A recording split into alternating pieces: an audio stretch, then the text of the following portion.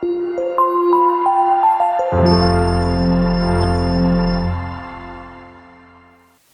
tout, j'aimerais donner la parole à notre partenaire, le directeur de l'Institut islamique qui nous a bien accueillis ici, à M. Hicham. Pourtant, la réalité est tout autre. C'est un piège qui engendre dette, addiction, détresse familiale, détruisant la valeur de l'effort honnête. Pour nous guider, la parole de Dieu, qui est pourtant claire dans le noble Coran, Allah nous met en garde contre ces fléaux modernes. Ô les croyants, le vin, le jeu d'hasard, les pierres pressées, les flèches de divination ne sont qu'une abomination, œuvre du diable. Écartez-vous-en afin que vous réussissiez. Ça, c'est la Sourate Al-Maïda, chapitre 5, verset 90. Les paris sportifs ne sont rien d'autre que ces jeux d'hasard qui consument notre paix et notre foi. La vraie réussite ne dépend pas d'un coup de dés ou d'un résultat de match, mais de la bénédiction divine accordée au travail et à la persévérance. Protégeons notre jeunesse, préservons nos familles et disons fermement non aux jeux paris, aux paris sportifs. Et je vous remercie de votre présence. Salam alaikum wa rahmatullah. Du ministère de la Santé, je suis à l'aise pour parler de cela, pour avoir participé à plusieurs réunions. D'ailleurs, même cette semaine, je devais être dans une réunion de l'ECOWAS, donc pour des questions de droit. Je suis pas finalement allé. Alors, si vous allez aux Nations Unies, on vous dit notre vision, l'UNIDC, l'organisation contre la drogue. Donc, ils disent la vision, c'est un monde sans drogue. C'est une vision. Une vision, on ne peut pas l'atteindre, c'est une utopie. Donc, on sait que l'addiction aujourd'hui, on ne peut pas gommer l'addiction au niveau mondial. On est obligé de conjuguer avec. On ne peut pas. Il faut être réaliste parce que fixer des objectifs, c'est fixer des objectifs qu'on peut atteindre. Le premier élément de la réussite, c'est fixer un objectif qu'on peut atteindre. Donc aujourd'hui, dire qu'on va sortir une loi pour interdire l'addiction, ou bien pour, comme on a fait d'ailleurs ici au Sénégal avec la loi Latifi où on a criminalisé le cannabis, c'est que c'est traduit par une surpopulation carcérale. Donc ça, c'est ce qu'il ne faut surtout pas faire. Ce qu'il faut faire, c'est encadrer. C'est encadrer, c'est aujourd'hui, pour sauter sur la question des taxes, le problème, c'est pas que l'État taxe ou ne taxe pas. Le problème, c'est qu'il n'y a pas de transparence. L'État doit taxer, parce que toute source de revenus doit être taxée par l'État. Maintenant, le problème, c'est qu'il n'y a pas assez de transparence pour tracer cet argent qui a été taxé et que cet argent soit réinvesti dans la prise en charge. Aujourd'hui, les taxes, comme vous dites, au niveau qui sont faits au niveau des jeux en ligne, du tabac, des machins, tout ça doit être réinvesti dans le budget du ministère de la Santé. Pourquoi? Parce qu'aujourd'hui, quelqu'un qui fume de la cigarette, il fume de la cigarette, il fume 20 paquets de cigarettes par jour. Donc il va acheter de la cigarette pendant 20 ans, pendant 30 ans. Au bout de 30 ans, il risque de faire un cancer. S'il fait un cancer, qui va le soigner? C'est le ministère de la Santé. Avec quel argent? C'est ça la logique. La logique, c'est que moi qui ne fume pas, on ne doit pas utiliser mon argent pour soigner quelqu'un qui fume. Et maintenant, il y a l'autodétermination. Ça, c'est la Convention des droits de l'homme. Chaque personne a le droit de choisir. Moi, si je veux être un toxicomane, entre guillemets, je me suis passé un terme qui est révolu, j'ai le droit d'être un toxicomane parce que rien ne m'interdit au niveau de la loi, sauf si je consomme un produit qui est illicite. Et comme on dit, pour que ce soit illicite, il faut que ce soit déjà dit dans la loi que c'est illicite. Donc, un casino qui est formé, qui est ouvert, qui respecte toutes les règles, on ne peut pas dire qu'on ferme le casino parce qu'il y a quelqu'un qui a perdu 1 milliard. Parce que ce quelqu'un-là, il a l'autodétermination, il aurait pu ne pas venir, il aurait pu ne pas mettre 1 milliard. Mais cette personne maintenant peut aller au niveau de la loi et demander à être un interdit. C'est-à-dire si la personne sait qu'elle joue beaucoup d'argent et qu'elle ne peut pas s'empêcher de jouer, elle peut aller au niveau de la loi et demander à être interdit. Et cette interdiction va être transmise au niveau des casinos, à tel point que si la personne vient pour jouer, on va l'interdire d'entrer parce qu'il y a quelque chose qui restreint ses droits. Donc on ne peut pas aujourd'hui venir fermer le casino parce que le casino, c'est organisé.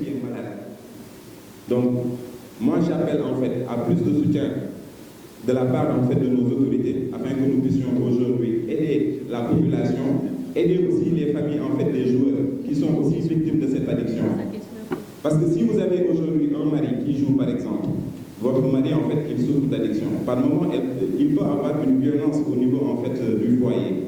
Il peut jouer un ticket, avoir des pertes, venir en fait tout remettre au niveau de sa femme ou bien de ses enfants. Donc ça crée énormément de problèmes et tout le monde est concerné. C'est pas parce qu'aujourd'hui vous ne jouez pas ou bien vous n'avez pas un proche au sein de votre famille ou à côté de vous qui joue que cela ne vous concerne pas. Les gens en fait qui jouent souvent ne se montrent pas. Souvent c'est lorsque la personne commence à avoir certains problèmes ou bien qu'il est à un niveau d'addiction très élevé que peut-être son entourage commence à s'en rendre compte. Donc pour toute personne aujourd'hui présente dans cette salle, je vous prierai une fois aussi d'or ou bien dans vos quartiers, à la maison, de sensibiliser davantage les personnes autour de vous, de leur rappeler qu'aujourd'hui, c'est une addiction très dangereuse et qui peut engendrer également d'autres addictions. Donc, sans plus tarder, on a tardé à débuter malheureusement. On avait aussi beaucoup de choses peut-être à expliquer et à vous dire. Et le temps est compté. Donc, je vais laisser Khady terminer. Ok, donc nous, notre objectif, c'était d'abord de lever le tabou sur l'addiction aux jeux d'argent, montrer aux gens que c'était une maladie comme les autres et qu'on pouvait le soigner, et aussi de sensibiliser par rapport à cette maladie-là, d'informer les gens, de les accompagner. C'était vraiment ça notre objectif, et de faire appel à l'État pour lui signaler qu'il y a une addiction comportementale, d'y mettre les moyens et qu'il puisse nous aider et nous accompagner afin qu'on puisse remplir et effectuer les missions. Donc c'est des experts dans la matière. C'est des docteurs, c'est des professeurs, des experts. Ils ont eu à faire des recherches, ils connaissent très bien l'addiction comportementale. Et vraiment, c'était un échange fructueux, très intéressant et qui a servi à nos invités. L'Institut a été d'une très grande aide pour nous. Ils ont été là depuis le début. Ils nous ont cru, ils nous ont fait confiance. Ils nous ont soutenus sur tous les plans.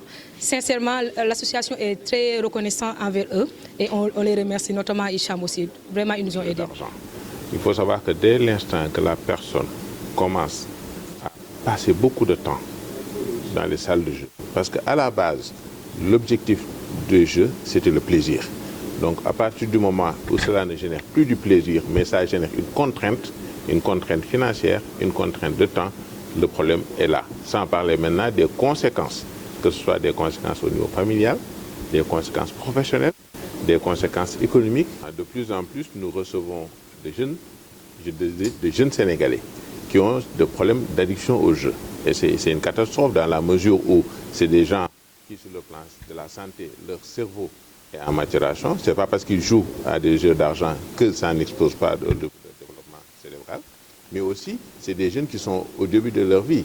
Et quand ils sont en proie à ces problèmes d'addiction, ils vont à un moment donné être obligés soit d'emprunter ou de voler de l'argent. Grave et d'une très grande ampleur dont je crois que les Sénégalais, et surtout, plus important, les autorités, ne prennent pas conscience de la gravité. Parce qu'effectivement, ça peut paraître compliqué pour quelqu'un de comprendre que le fait de jouer mène le joueur à une addiction comparable, même pas comparable, la même addiction que celui qui prend de la cocaïne ou de l'héroïne, etc. L'addiction au jeu mène à des comportements d'abord, mais aussi même la production d'enzymes et de substances biochimiques qui sont les mêmes que produisent l'addiction aux drogues dures. C'est extrêmement grave. Ensuite, l'ampleur, la multiplication par les 1xBet, parce qu'aujourd'hui, nous avons tous, chacun, un casino dans sa poche. C'est notre téléphone portable. Et ça, pour un joueur malade du jeu, c'est grave. Les gens ne dorment plus, les gens perdent plus d'argent qu'il n'en faut. Quand ils n'en ont plus à perdre, ils volent, ils empruntent, etc. Tous les jours, vous voyez à la une de la presse, avant-hier, Libération, hein, vous avez vu, même l'armée n'est pas épargnée. On l'a vu avec les suicides de ces forces de défense et de sécurité. C'est un fléau absolument grave auquel il faut mettre fin. C'est-à-dire qu'en fait, il n'y a pas des centres de soins qui sont créés pour pouvoir accompagner ces joueurs qui souffrent d'addiction ainsi que leurs familles proches. Ou bien en même temps accompagner les joueurs qui ont eu des difficultés, par exemple jusqu'à perdre leur emploi, aller en prison, réinvestir en fait dans la réinsertion en fait de ces personnes-là. L'État a décidé tout bonnement en fait de taxer sans pour autant nous expliquer réellement où va cet argent, qu'est-ce qui sera fait également par la suite. Et c'est ce que nous déplorons en quelque sorte.